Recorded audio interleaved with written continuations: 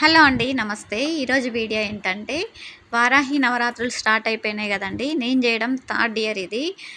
ఈ ఇయర్ చేస్తే 3 years complete అవుతుంది. వారాహి అమ్మ గురించి విశేషాలు, పూజ ఎంత సులువుగా జేసుకోవచ్చు, పిలిస్తే ఎంత తొందరగా పలుకుతుందో అమ్మ, నాకున్న అనుభవాలు, నేను 3 ఇయర్స్ నుంచి పూజ ఎట్లా చేసుకుంటున్నాను, నియమాలేంటి అన్నీ ఈ వీడియోలో షేర్ చేసుకుందాము. జస్ట్ మనం ఇంట్లో ఒక ఫ్రెండ్స్ లాగా మాట్లాడుకున్నట్టు అమ్మ గురించి ఈ వీడియోలో మాట్లాడుకుందాము. ఎంత బాగా ఉంటుందో ఈ పూజ చేస్తే, ఇంట్లో మంచి పాజిటివ్ ఎనర్జీ ఎలా ఉంటుందో అన్నీ ఈ వీడియోలో షేర్ చేద్దాము. డే ఫస్ట్ నుంచి 9 డేస్ వరకు పూజ నేనెట్లా చేసుకుంటానో చెప్తానండి. ఇది మార్నింగ్ అండి. వారాహి నవరాత్రి స్టార్ట్ అయిన ఫస్ట్ డే 6th జులై నుంచి నేను ఇక్కడ వీడియోస్ అయితే షేర్ చేస్తాను. మీరు మన ఛానల్ని కొత్తగా చూస్తే సబ్స్క్రైబ్ చేసుకోండి. మన ఛానల్లో దాదాపు అన్ని పూజా వీడియోస్ ఎక్కువగా ఉంటాయండి. సో ఇక్కడ నుంచి మనకి అంత పండగల వాతావరణం కదా ఆషాఢ మాసం అంటే.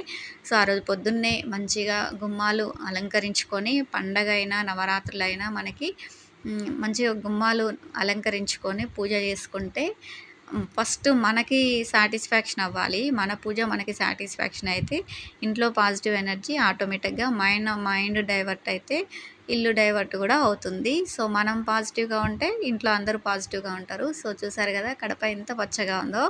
సో మంచిగా కడపని అలంకరించుకున్న తర్వాత నేను వారాహి అమ్మ ఫోటో అనేది నవరాత్రులు చేసుకున్న తర్వాతకి మళ్ళీ నేను లోపల పెట్టుకుంటానండి. సో మళ్ళీ నవరాత్రులు వచ్చినప్పుడు ఫోటో తీసి అలంకరించుకొని పూజ చేసుకుంటాను. సో అట్లనే ఈరోజు అమ్మవారికి అలంకరణ స్టార్ట్ చేసిన మార్నింగ్ ఇది 5కి స్టార్ట్ చేశాను. పూజ అయ్యేసరికి 8 అయ్యింది. సో జస్ట్ నేను కలశం పెట్టుకోను, అఖండ దీపం పెట్టుకోను, జస్ట్ సింపుల్గా ఇంట్లో మనం అమ్మతోటి ఎట్లా ఉంటామో సో ఇక్కడ కూడా అమ్మ ఇంటికి వచ్చింది ఒక 10 రోజులు. సో అమ్మని జాగ్రత్తగా చూసుకొని పంపించాలి అని మన మైండ్కి అనుకొని పూజ స్టార్ట్ చేసుకోవడమే. సో ఇక్కడ వచ్చేసి అమ్మని ఫోటో పెట్టడానికి అష్టదళ పద్మం ముగ్గు వేసి, పసుపు కుంకుమ వేసి, ఎరుపు కలర్ అంటే చాలా ఇష్టం అండి అమ్మవారికి. ఎరుపు పూలు కానీ, మీరు శారీ కట్టుకోవడం కూడా ఎరుపు రంగు కట్టుకొని పూజ చేసి అమ్మవారిని ఎంత బాగా అలంకరిస్తున్నారో మీరు కూడా అంతే మంచిగా అలంకరించుకొని అమ్మకి పూజ స్టార్ట్ చేయాలి. ఖచ్చితంగా ఎరుపే కట్టుకోవాలని లేదు, మీ దగ్గర ఉంటే కట్టుకోండి. ఎరుపు అయితే ఆమెకి ఇష్టమని మనం ఈ వీడియోలో చెప్తున్నాము. సో నెక్స్ట్ పసుపు కుంకుమలతోటి రెడ్ కలర్ బ్లౌజ్ పీస్ మీద అష్టదళ పద్మం ముగ్గు వేసి, కలశం పెట్టుకున్నా పెట్టుకోకపోయినా మనం అమ్మని ఆవాహనం చేయడానికి ఇది ఒక మంచిగా అలంకరించుకొని పెట్టుకోవాలండి. సో పూజా రూమ్లోనే పెట్టుకోవాలి. మీరు ఎక్కడైతే పూజను స్టార్ట్ చేసిరో అక్కడి నుంచి నవరాత్రులు అయ్యేంత వరకు మనం ఫోటోని కదిలించకూడదు. ఫోటో అయినా సరే, కలశం అయినా సరే కదిలించకూడదు.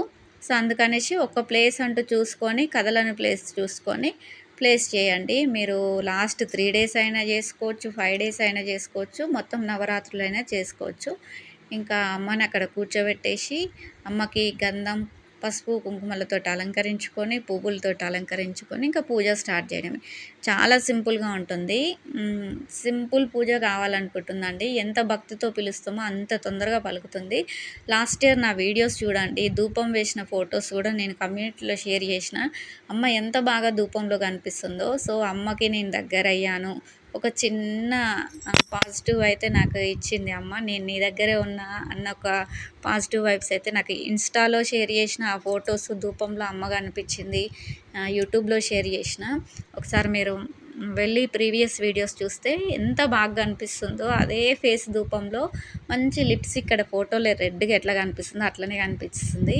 ఇప్పటికీ నాకు కళ్ళల్లో ఆ ఫోటో గుర్తుకొస్తూనే ఉందండి. సో ఇక్కడ నవరాత్రులు దేవీ నవరాత్రులు చేసిన, వారాహి అమ్మ నవరాత్రులు చేసిన, అమ్మవారి పూజలు ఏవి చేసినా కానీ పసుపు కుంకుమ అనేది కంపల్సరీ పెట్టండి. వాడంది ఒకరు మనకి వాయినంగా ఇచ్చిన పెట్టకుండా కొత్తవి పసుపు కుంకుమలు ఒక బౌల్లో పోసి పెట్టండి. సో ఇంకా అమావాస్యకు ముందు రోజే నేను పూజ గది కానీ, ఇల్లు కానీ అంతా క్లీన్ చేసుకొని మన దగ్గర ఉన్న విగ్రహాలతోటి మనం అభిషేకం చేసుకోవాలండి. సో నా దగ్గర ఉన్న శివలింగం వచ్చేసి నర్మదా శివలింగం అండి. బిల్వపత్ర ట్రస్ట్ వాళ్ళు నాకు పంపించారు. సో అదే శివలింగానికి నేను రెగ్యులర్గా అభిషేకం అయితే చేసుకుంటాను. సో ఇట్లా అమావాస్య పౌర్ణమికి మాత్రం ఉన్న విగ్రహాలకి పాలతోటి కానీ, జస్ట్ నీళ్ళతోటి కానీ, లేదంటే మన దగ్గర ఉన్న సుగంధ ద్రవ్యాలతోటి కానీ అభిషేకం చేసుకుంటాను. సో సో, మంత్లీ వన్స్ అన్నట్టు.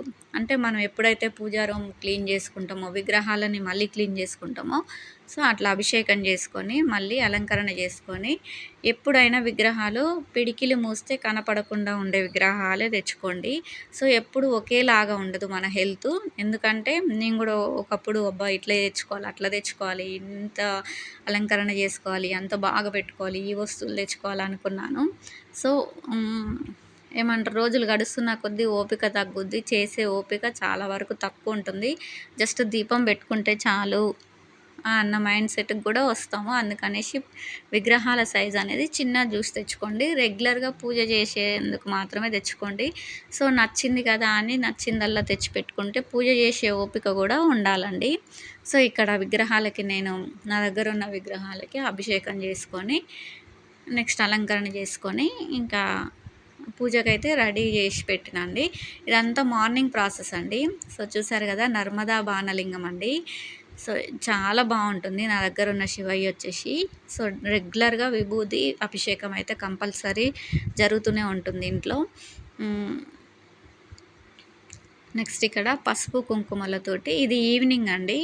ఇంకా ఈవినింగ్ పసుపుతోటి గణపతిని చేసుకొని మనం ఏ పూజ స్టార్ట్ చేసినా గణపయ్యకి పూజ స్టార్ట్ చేయాలి కాబట్టి ఫస్ట్ ఎలాంటి విఘ్నాలు లేకుండా ఈ నవరాత్రులన్నీ నువ్వే చూసుకోవాలి గణపయ్య, అమ్మ దగ్గర అయ్యేటట్టు చూడు అని ఒక్కసారి ఆ గణపతిని మొక్కుకొని మనం పూజ స్టార్ట్ చేసుకోవడమే. ఇక్కడ పూజ ఎలా స్టార్ట్ చేయాలి, ఏం చేయాలి అని అనుకున్న వాళ్ళు నందూరి శ్రీనివాస్ గారి వీడియోస్ డెమో పెట్టుకొని పూజ చేసేసేయండి. సో, ఇక్కడ ఫస్ట్ డే కాబట్టి నాకు కొంచెం లేట్ అయింది కాబట్టి నేను నా ప్రాసెస్‌లో చేసేసిన. నేను చాలా సింపుల్‌గా చేస్తానండి. మార్నింగ్ దీపం పెట్టి జస్ట్ చిన్న బెల్లం ముక్క పెడతాను. ఈవినింగ్ వచ్చేసి మళ్ళీ పూజ చేసుకొని అష్టోత్తరము, వారాహి కవచము, వారాహి 12 నామాలు ఇలా వారాహి అమ్మకి సంబంధించినవన్నీ చదువుకుంటాను. అంటే ఒకరోజు పసుపు కొమ్ములతోటి, ఒకరోజు మన దగ్గర ఇంట్లో ఉన్నవి కుంకుమార్చనతోటి, లేదంటే గవ్వలతోటి, తామర గింజలతోటి ఇలా మనకి నచ్చిందల్లా ప్రతి ఒక్క డే స్పెషల్‌గా అమ్మకి ఏదైనా మీకు నచ్చినట్టు చేసుకోవచ్చండి. మనసుకు నచ్చితే ఎంత కష్టమైనా, ఎంత లేట్ అయినా చేసుకుంటామండి. అది పూజ అయినా సరే, మనుషులతోటైనా సరే. ఇదొకటి నేను బిలీవ్ చేస్తాను. సో, నాకు పూజ అంటే చాలా ఇష్టమండి. నేను వెతుక్కుంటాను నాకెప్పుడు టైం దొరుకుతుంది. అంటే నేనంత కనెక్ట్ అయిపోయిన అమ్మకి గానీ, భగవంతుడికి గానీ. సో, ఒక్కసారి మీరు కనెక్ట్ అయ్యిర్రంటే ఇంక మర్చిపోలేరండి. ఒక్కసారి దీపం పెట్టడం అలవాటయిందంటే మీకు పెట్టకపోతే ఏదో పోగొట్టుకున్నా అన్న బాధైతే ఉంటుంది. సో, రెగ్యులర్‌గా మీ ఇంట్లో ఉన్న భగవంతుడితోటి మాట్లాడడం ట్రై చేయండి. ఇంట్లో పాజిటివ్ వైబ్స్ గానీ, మీ మైండ్ సెట్‌లో పాజిటివ్స్ గానీ మీకు చాలా బాగా కనిపిస్తాయి. సో, ఇక్కడ ఈవినింగ్ దీపారాధన చేసిన తర్వాత, ఆ గణపతికి పూజ చేసుకున్న తర్వాత, తులసమ్మ దగ్గర దీపం పెట్టుకున్న తర్వాత, నేనైతే ఇక్కడ 108 పసుపు కొమ్ములతోటి వారాహి అమ్మ అష్టోత్తరం చదువుకున్నానండి. వారాహి కవచము, వారాహి 12 నామాలు, ద్వాదశ నామాలు ఇలా అమ్మవారికి సంబంధించినవి ఏమైనా చదువుకోవచ్చండి. ఏది రాకపోతే లలితా సహస్రనామమైనా చదువుకోవచ్చు. లేదంటే లలితా సహస్రనామం 1000 నామాలు ఉంటాయి కదా, అది చదువుకోవచ్చు. వారాహి అమ్మ అంటే ఎవరో కాదండి, లలిత అమ్మ నుంచి పుట్టిన అంశనే వారాహి అమ్మ. సో, ఇద్దరూ ఒకటే. సో, సస్యదేవత వారాహి అమ్మ. ఇంకా వ్యవసాయం చేసేవాళ్ళు, పంట భూములున్న వాళ్ళు ఈ అమ్మకి మొక్కితే చాలా తొందరగా కరుణిస్తుంది. ఎంత తొందరగా కరుణిస్తుందో నా ప్రీవియస్ వీడియోస్ చూడండి. నేను ఇంత సింపుల్‌గా చేసినా గానీ అమ్మ నేనున్నా, నీ పక్కనే నేనున్నా అన్న ఒక సిగ్నల్ అయితే నాకు లాస్ట్ ఇయర్ అయితే చూపించిందండి. ఆ ధూపం వీడియోస్ కూడా నేను కమ్యూనిటీలో షేర్ చేసిన. కంపల్సరీ చూడండి అమ్మని చూడాలనుకున్న వాళ్ళు. సో, అందుకనేసి అమ్మను వదిలిపెట్టకుండా ఇంకా పట్టుకొనే ఉన్నాను. ఎప్పుడొస్తుందా నవరాత్రులు, నాకేమన్నా అడ్డంకులు వస్తున్నాయా అన్నీ చూసుకొని ఒక 1 మంత్ నుంచే ప్రిపేర్డ్‌గా ఉన్నాను. ఇంకా ఇక్కడ 108 నామాలతోటి అమ్మ అష్టోత్తరం చదువుకున్నాను. అంటే ఒక్కొక్క రోజు ఒక్కోలాగా చదువుకుంటాను. నెక్స్ట్ డే గవ్వలతోటి ఇట్లా ఒక్కొక్క రోజు ఒక్కొక్కలాగా చదువుకుంటాను. సో, చాలా సింపుల్‌గా చేసుకోవచ్చండి. ఇంట్లో ఎప్పుడూ అది దేవుడికి సంబంధించిన పాటలు వింటుండండి. ఇంకోటి అమ్మవారికి ధూపం అంటే చాలా ఇష్టమండి. సో, ప్రసాదాల దగ్గర, అలంకరణల దగ్గర హంగులు, ఆర్భాటాలు అమ్మ ఏమి కోరుకోదు. ఎంత దగ్గర అవ్వాలనుకుంటున్నారో అదొక్కటే చూస్తుంది. ఇక్కడ నేను బొగ్గులతోటి నిప్పులు రెడీ చేసుకొని మనకి సాంబ్రాణి పౌడరు, దశాంగం పౌడర్ ఉంటుంది కదా మనకి సువాసన ఇచ్చేది. ఆ పౌడర్ తోటి నేను అమ్మకైతే ధూపం వేశాను. ఇక్కడ ప్రసాదాలు కూడా అమ్మ ఎక్కువ అడగదు. ఓన్లీ బెల్లం పానకము లేదంటే స్వీట్ పొటాటో, మనకి దానిమ్మ గింజలు ఇట్లా ఇవి మాత్రమే అడుగుతుంది అమ్మ. ఇవి ఎంత సింపుల్ చెప్పండి ఇవి చేయడం ప్రసాదాలు. మనల్ని కష్టపెట్టదు ఎప్పటికైనా. సో మనకిష్టం ఉంటే ఎంత అయినా చేసి పెట్టొచ్చు. ఇంక ఇక్కడ ధూపం వేసిన తర్వాత అమ్మకి హారతి ఇచ్చేసి ప్రసాదం నైవేద్యం పెట్టిన తర్వాత పూజ కంప్లీట్ అయినట్టండి. ఇంతే సింపుల్‌గా ఉంటుంది. నియమాలు కూడా ఏముండవండి. సో మీరు పెట్టుకుంటే నియమాలు. సో నాన్ వెజ్ తినకూడదు, బ్రహ్మచర్యం పాటించాలి. అమ్మని ఇంటికి తీసుకొచ్చిర్రు కదా! సో ఇవే నియమాలు. ఇంతే అండి వీడియో నచ్చితే షేర్ చేయండి.